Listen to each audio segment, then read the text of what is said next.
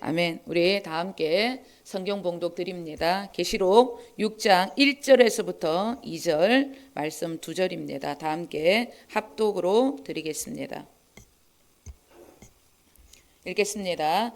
내가 보매 어린 양이 7인 중에 하나를 떼시는데 그때 내가 들으니 내 생물 중에 하나가 우레 소리같이 말하되 오라 하기로 이에 내가 보니 흰 말이 있는데 그 탄자가 활을 가졌고 면류관을 받고 나아가서 이기고 또 이기려고 하더라. 아멘. 고린도후서 6장 16절은 그리스도를 믿는 자들, 우리가 살아계신 하나님의 성전이다, 그렇게 말씀하고 있습니다.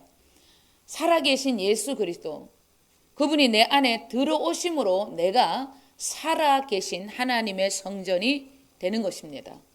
살아계신 주님이 내 안에 들어오심으로 내 안에 천국이 이루어지는 것, 그것이 구원의 시작입니다. 천국이 되시는 그리스도, 그분을 발견하면 할수록 나밖에 모르는 나의 육신의 생명도 버려지는 은혜가 함께 임하게 되는 것입니다. 천국은 마치 밭에 감추어진 보화와 같아서 사람이 이를 발견하면 천국이 되시는 주님을 위해서 자기의 소유, 육신의 생각을 전부 버릴 수 있게 되는 것입니다. 나밖에 모르는 육신의 생명이 버려질 때, 버려지는 만큼 천국이 되시는 주님의 어떠함도 볼 수 있고 주님의 그 놀라운 천국의 누림도 내가 함께 누릴 수가 있는 것입니다. 이것이 여러분 진리입니다. 이것이 복음의 원리입니다. 우리 주 예수 그리스도, 그분은 이 땅의 모든 인생들을 위해서 십자가에 죽으셨고 부활하셨습니다. 그런데 그 주님을 내 안에 주로 왕으로 모시지 않는다, 그 주님으로 살아가지 않는다, 그들은 주님의 십자가의 죽음을 헛된 죽음으로 여기고 거부함으로 인해서 지옥으로 떨어질 수밖에 없는 존재가 되는 것입니다. 우리 다 함께 마태복음 22장 10절에서부터 14절 함께 읽겠습니다. 종들이 길에 나가 악한 자나 선한 자나 만나는 대로 모두 데려오니 혼인잔치에 손님들이 가득한지라. 임금이 손님들을 보러 들어올세 거기서 예복을 입지 않는 한 사람을 보고 이르되 친구여 어찌하여 예복을 입지 않고 여기 들어왔느냐 하니 그가 아무 말도 못하거늘 임금이 사람들에게 말하되 그 손발을 묶고 바깥 어두운 데에 내던지라. 거기서 슬피 울며 이를 갈게 되리라 하니라. 청함을 받은 자는 많되 택함을 입은 자는 적으니라. 아멘. 여러분, 지옥이 얼마나 무서운 데인지 우리가 너무 무서우면 이빨이 들들들 떨리잖아요. 그런 곳이 지옥이라고 말씀하고 있는 것입니다. 우리 주님은 악한 자나 선한 자나 어느 누구에게라도 구원의 문을 활짝 열어놓고 그들을 불러주시는 공평하신 분이십니다. 그러나 그들이 구원자 되시는 주님을 믿고 주님과 함께하는 삶을 거부한다, 스스로 지옥을 선택했기 때문에 지옥으로 떨어질 수밖에 없는 것입니다. 12절을 보시면 주님은 세상의 모든 이들을 친구로 여기시기 때문에 그들에게 공평하게 구원의 기회를 주셨습니다. 그러나 그들이 천국에 들어가는 기회를 스스로 거부했기 때문에 주님 앞에, 주님의 물음에 아무 말도 하지 못하고 있는 것입니다. 주님 앞에 아무 말도 하지 못한다는 이 말씀은 구원에 대한 거부는 전적 인간의 책임이라는 것을 보여주는 말씀이라는 거예요. 주님의 심판대 앞에 가시게 되면 구원에 대한 인간의 어떤 변명도 있을 수가 없기 때문입니다. 그렇기 때문에 우리는 구원에 대한 어떠한 의문도 오해도 하실 필요가 없는 거예요. 왜냐? 하나님 아버지는 누구에게라도 공평하신 구원의 기회를 주시는 분이시기 때문입니다. 우리 주님은 인류의 모든 이들을 위해 십자가에 물과 피를 전부 쏟으시고 죽으셨습니다. 주님이 나를 초대하시는 그 청함을 반드시 나의 것으로 받아들이셔야 합니다. 즉 택함을 입는 자가 되어야 한다는 그런 말씀입니다. 예수 그리스도 복음을 받아들이시고 그 복음으로 살아가는 자들이 되셔야 한다는 거예요. 복음으로 살아가야 한다는 말씀은 복음이 되시는 예수 그리스도, 그분이 이루어 놓으신 놀라운 것들을 믿고 그분과 함께 살아가야 한다는 뜻이지, 내가 뭔가를 해야 한다는 뜻은 절대 아니라는 거 기억하셔야 합니다. 그분은 인류의 구원을 위해서 자신의 전부를 우리에게 다 주셨습니다. 우리의 죄악을 위해 물과 피를 전부 쏟으시고 우리에게 주실 새로운 생명과 함께 부활하신 분이십니다. 그분이 하신 일들을 믿고 따르는 것이 우리의 삶이고 우리의 믿음이지, 우리의 생각과 가치관으로 그분을 따르는 것은 모든 것이 불법입니다. 주님께서 십자가 형틀에서 죽기 직전에 크게 소리를 지르시면서 엘리 엘리 라마 사박다니라고 외쳤습니다. 이 말씀의 뜻은 나의 하나님 나의 하나님 어찌 나를 버리시나이까 라는 뜻입니다. 하나님이 주님을 그렇게 버릴 수밖에 없는 까닭이 있었어요. 이 땅의 모든 인류의 죄악이 한꺼번에 주님 안에 쏟아졌기 때문에, 그 죄가 너무나 더러웠기 때문에 거룩하신 하나님이 그 순간은 주님과 함께 있을 수가 없었던 것입니다. 이 죄악이, 인류의 모든 죄악이 주님 안에 쏟아졌기 때문에, 주님 안에는 인류의 죄악이 가득 차 있었기 때문에 주님은 그 죄로 인해서 하나님을 아버지라 부를 수가 없었습니다. 그래서 나의 아버지가 아니라 나의 하나님, 나의 하나님이라고 부르짖었던 것입니다. 주님께서 인류의 모든 죄악을 담고 있었기 때문에 하나님은 예수님을 버릴 수밖에 없었던 것입니다. 예수님은 자신의 죄 때문에 죽으신 것이 아니라 인류의 모든 죄악, 그 죄악을 품으셨기 때문에 죽으실 수밖에 없었다는 것 기억하셔야 합니다. 하나님이 우리의 아버지가 될 수 있었던 것은 우리의 모든 죄악을 주님이 품고 죽으셨기 때문입니다. 이 예수님의 죽음을 헛되게 하는 자, 이 복음을 거부하는 자들은 지옥으로 갈 수밖에 없다는 것은 너무나 분명한 진실이고 진리임을 깨달으셔야 합니다. 예수님의 이 놀라운 죽음으로 인해 우리는 천국뿐만 아니라 이 세상의 끝자락에서 하나님의 나라의 제사장이 되어서 마지막 날 주님의 날에 왕노릇하며 살 수 있는 자로 세워졌습니다. 왕노릇하는 통치자로 살 수 있는 은혜, 모든 공로, 누구의 공로 때문인가? 저번 주 우리가 이 말씀을 은혜로 우리는 들었습니다. 죽임을 당하신 어린 양, 우리를 위해 십자가에 피 흘려 죽이신 예수 그리스도, 전적인 그분의 공로 때문입니다. 계시록 5장 12절 우리 다 함께 읽겠습니다. 큰 음성으로 이르되 죽임을 당하신 어린 양은 능력과 부와 지혜와 힘과 존귀와 영광과 찬송을 받으시기에 합당하도다 하더라. 아멘.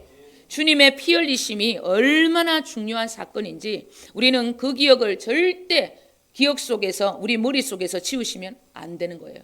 그분의 피 흘리심이 없었다면 우리는 제3으로 하나님을 아버지라고 부를 수 있는 구원도 없었고, 마지막 주님의 날에 왕같은 제사장이 되어서 영원토록 주님만을 경배하는 자로 살 수도 없었다는 것을 우리는 날마다 기억하시고, 이 주님의 이 피 흘리심에 감사하며 사시는 저와 여러분이 되셔야 한다는 것, 이것을 내 마음과 내 생각 속에 잊지 않으셔야 합니다.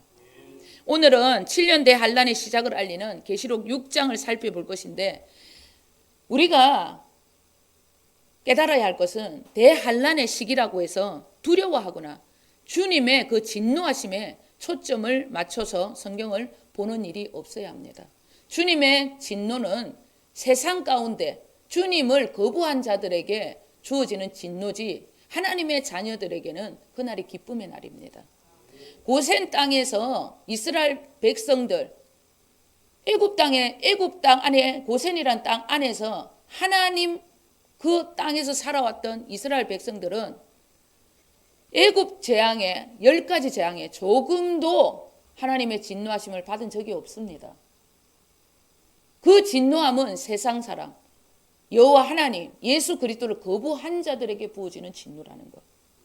그렇기 때문에 우리는 이 계시록을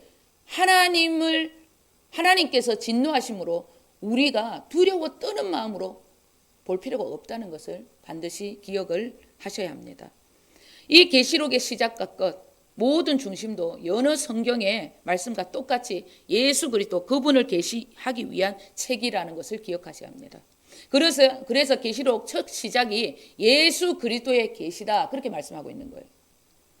그리고 7년 대환란 재앙의 시대는 많은 사람들이 이제 시작되었다. 아니다. 아직 멀었다. 그런 말에도 우리가 현혹될 필요가 전혀 없습니다.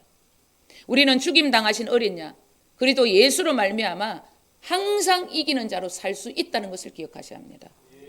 어떤 환란에도 우리는 어린 양의 희생으로 말미암아 어떤 환란과 박해에도 역전의 주인공이 되어 살 수 있다는 것을 분명하게 기억을 하셔야 하는 것입니다. 우리 다 함께 1절 읽겠습니다. 내가 봄에 어린 양이 7인 중에 하나를 떼시는데 그때 내가 들으니 내 생물 중에 하나가 우레소리같이 말하되 오라 하기로. 아멘. 7인 중에 하나를 누가 떼시냐는 거예요. 누가 떼십니까? 어린 양으로 오신 예수 그리스도. 우리 주님이 그 7인도 떼신다는 거예요. 이 재앙의 시대, 이 모든 통치자, 주관자도 주님이시니까 주님이 얘기하시는 거예요. 너희들은 아무 걱정할 필요가 없다는 거예요. 두려워 떨 필요가 없다고 말씀하시는 것입니다. 그리고 사도 요한이 그 재앙의 시작의 소리를 내 생물 중에 하나가 우레 소리와 같이 말하는 것을 들었다고 지금 이야기합니다. 사도 요한이 내 생물이 외치는 그 우레 소리와 같은 소리를 들었다는 것을 주님이 우리에게 말씀하시는 것은 너희들도 이런 소리 들을 수 있다는 것을 믿으라는 뜻입니다. 사도 요한이 들었으면 똑같이 그 주님의 살아계신 그 성전이 된 우리도 들을 수 있다는 뜻이라는 거예요. 주님과 함께 교제하고 동행하는 날마다 기름을 준비하는 자들에게는 반드시 주님의 비밀, 당신의 소리를 듣게 해주신다는 뜻입니다. 주님의 비밀, 주님의 소리를 알려준다고 그렇게 주님이 알려준다니까 목사님 말씀하시는 거 잘 들었다가 그때 준비하면 되겠지 이런 생각을 하시는 분들은 착각이에요. 저를 통해 들려지는 깨어있으라는 주님의 소리를 들어도 깨어있는 삶으로 살아내지 않으면 절대 주님이 우리를 부르는 소리, 그 나팔 소리 들을 수 없습니다. 신앙은 삶이지 말이 아니라는 거예요. 듣는 것으로 끝나는 것이 의인이 아니라 그것을 듣고 행하는 자가 의인의 삶이라는 것을 기억을 하셔야 합니다. 깨어있는 삶은 내 안에 주님이 나를 지배하고 통치하는 삶입니다. 주님을 깨우지 않고 가만히 두시는 깨어있지 못하는 자들에게 어떻게 주님이 말씀을 하실 수 있겠어요? 어떻게 하늘의 소리, 진리의 소리를 깨어있지 못한 자들이 어떻게 들을 수 있습니까? 듣지 못합니다. 영계에서는 생각이 언어입니다. 영계에서는 생각이 언어예요. 우리의 생각과 마음에 주님이 아닌 세상 것이 가득 채워져 있으면 주님의 소리 구분이 되지 않기 때문에 절대 주님의 소리가 정확하게 크게 들려질 수 없습니다.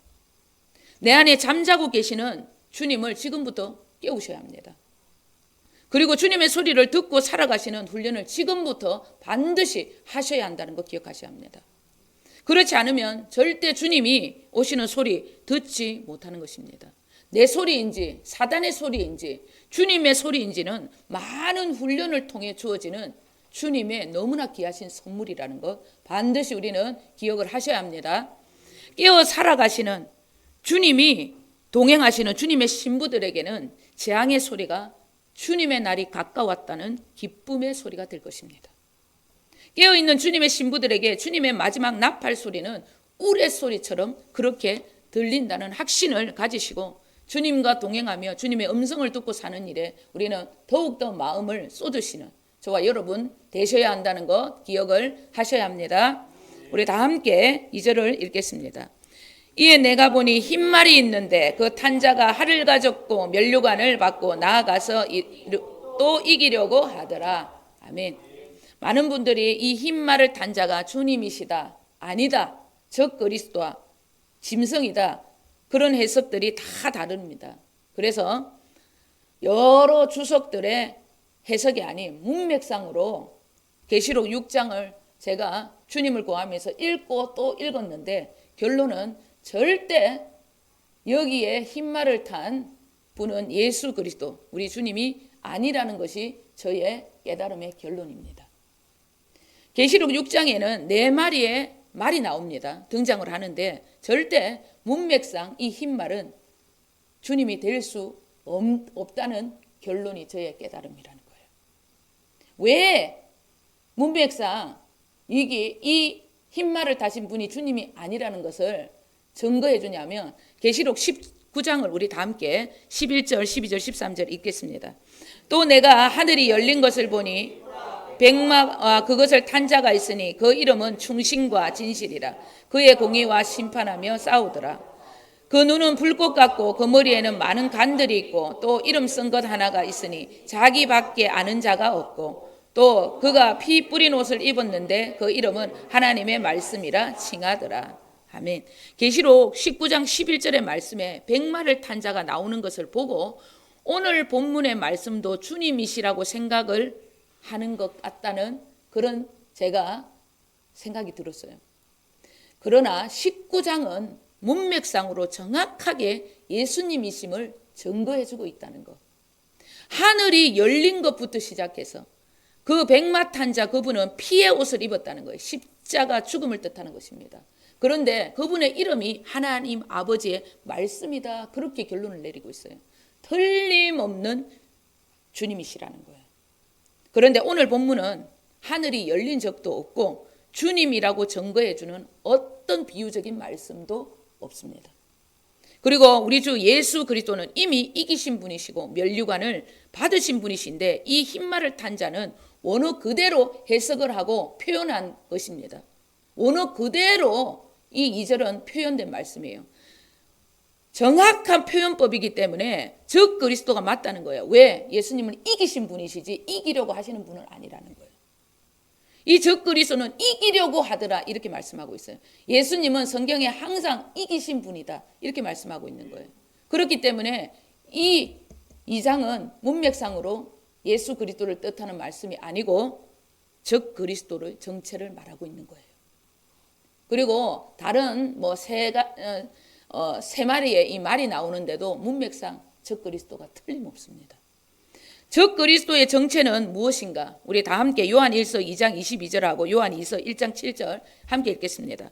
거짓말을 한 자가 누구냐? 예수께서 그리스도임을 부인하는 자가 아니냐? 아버지와 아들을 부인하는 그가 적 그리스도니 미혹하는 자가 세상에 많이 나왔으니 이는 예수 그리스도께서 육체로 오심을 부인하는 자라. 이런 자가 미혹하는 자요 적 그리스도니.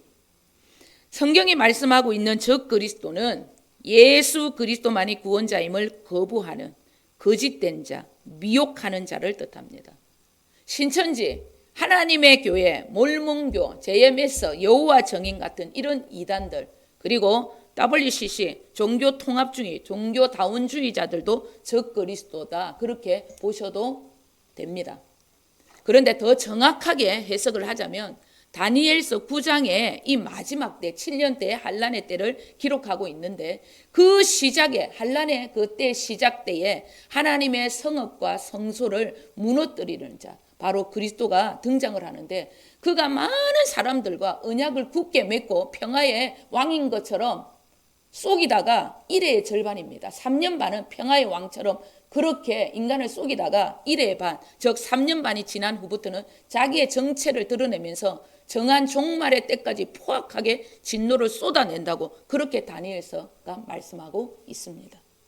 이 말씀을 마태복음 24장에 예수님도 이 말씀을 인용하셨다는 것. 우리 다 함께 마태복음 24장 15절 16절 그리고 21절 다 함께 읽겠습니다. 그러므로 너희가 선지자 다니엘이 말한 바 멸망에 가정한 것이 거룩한 곳에 선 것을 보고는 읽는 자는 깨달을진 그때에 유대에 있는 자들은 산으로 도망할지어다.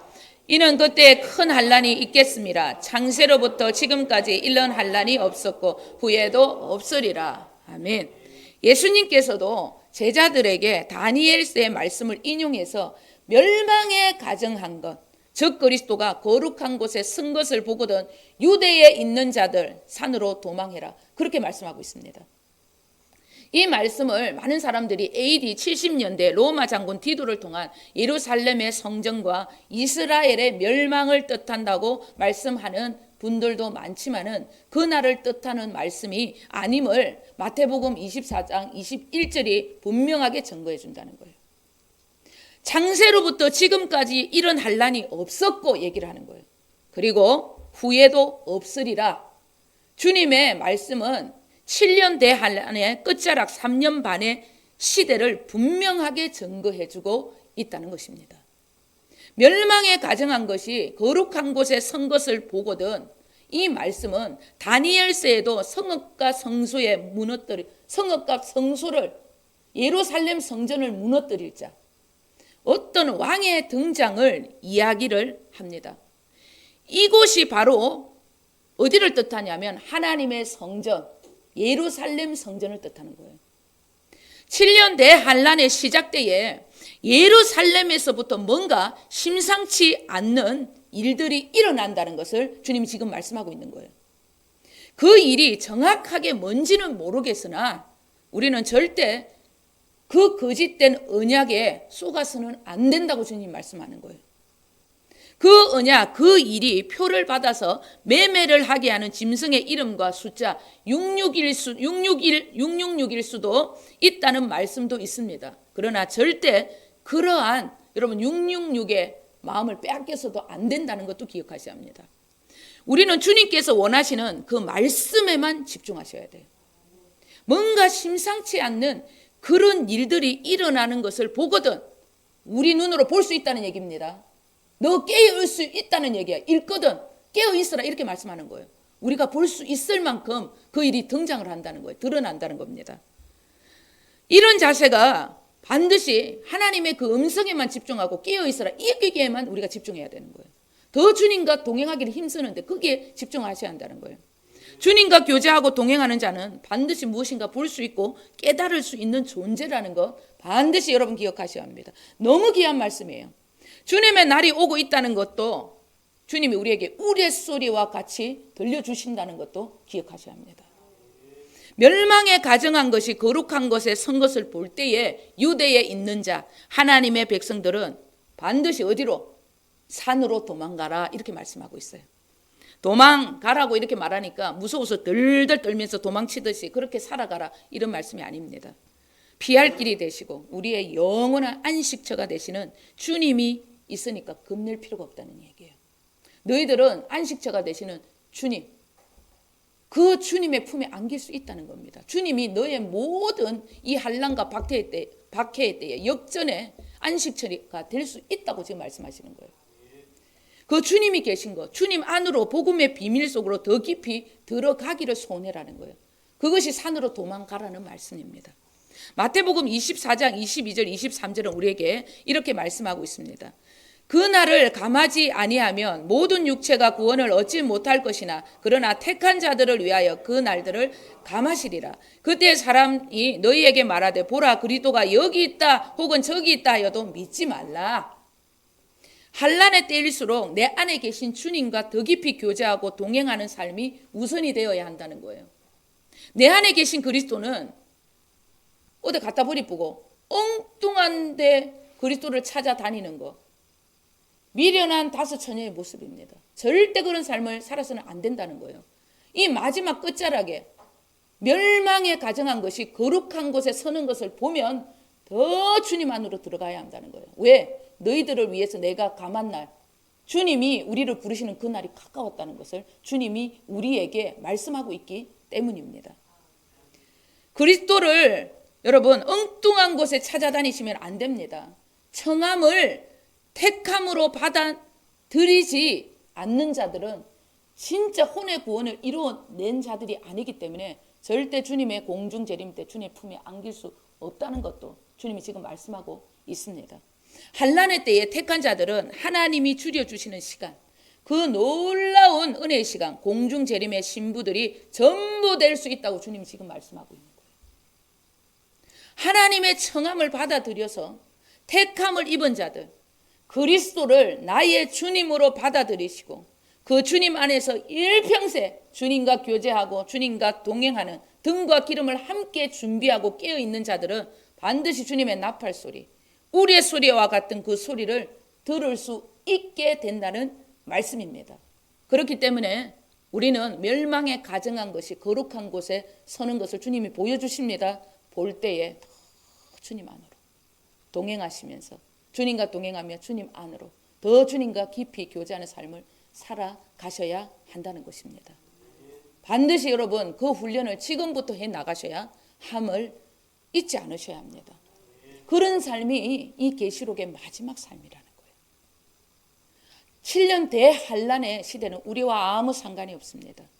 주님과 함께 동행하고 주님으로 깨어 있는 자들은 주님이 오시는 그 기쁨을 맞이하는 결혼식이기 때문에 주님의 신부들, 신랑을 맞이하는, 공중에서 신랑을 맞이하는 결혼식이 이루어지는, 비유적입니다. 결혼식이라 하니까 뭐 또 이상한 생각하면 안 돼요.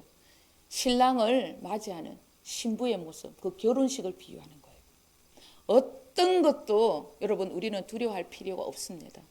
영적인 고센 땅, 주님께서 안식처가 되셔서 우리를 지키시고 보호하시고 환난의 때, 박해의 때 역전의 주인공이 될 수 있도록 우리를 안고 그 놀라운 은혜의 시간 속으로 우리를 이끌어내신다는 것. 순식간에 그 시간을 주님이 우리에게 허락하신다는 것을 기억을 하셔야 하는 것입니다. 그렇기 때문에 우리는 다시 한번 반드시 기억하셔야 합니다. 주님과 동행하고 깨어있는 삶, 경건의 훈련, 지금부터 여러분 다짐하시고 또 다짐하시고 그 일에 내 전부를 걸어야 하는 것입니다. 이렇게 확실하게 마지막을 준비시켜 주시는 주님이 나와 함께 내 안에 지금 계신다는 것을 기억하시고 환난의 때에도 이 주님과 넉넉하게 주님의 날을 기쁨으로 기다리시는 저와 여러분 되시길 예수 그리스도 이름으로 간절히 축원드립니다. 기도하겠습니다. 아버지 하나님,